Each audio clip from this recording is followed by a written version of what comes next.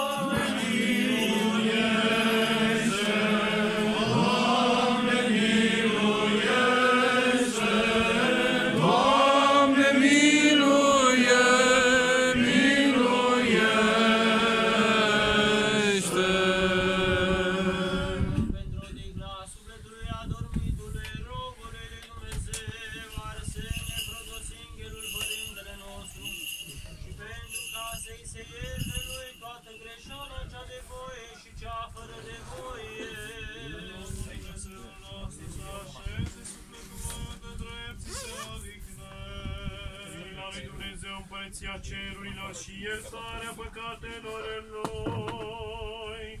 De la Hristos Împăratul cel fără de moarte și Dumnezeului nostru să-i cerem. Să ne rugăm.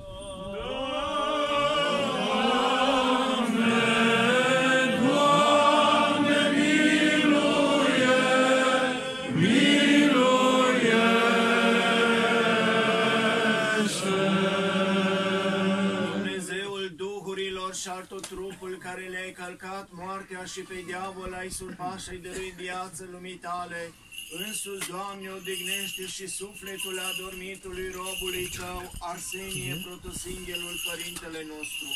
În loc luminat, în locul verdeață, în loc de odihnă, de unde a fugit toată durerea, întristarea și suspinarea.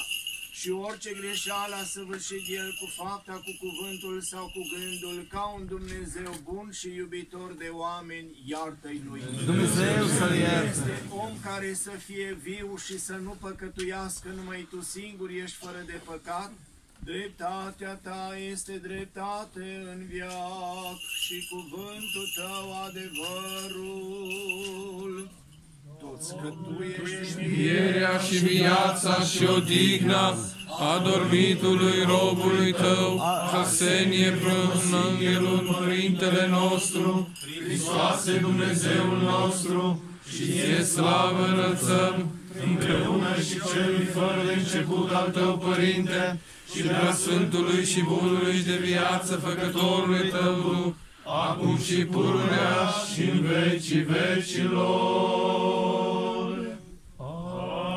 Amin. Fericită adormire veșnic, odihnă, fă, Doamne, sufletului adormitului robului Tău, Părintele Arsenie, și fă lui veșnică pomenire.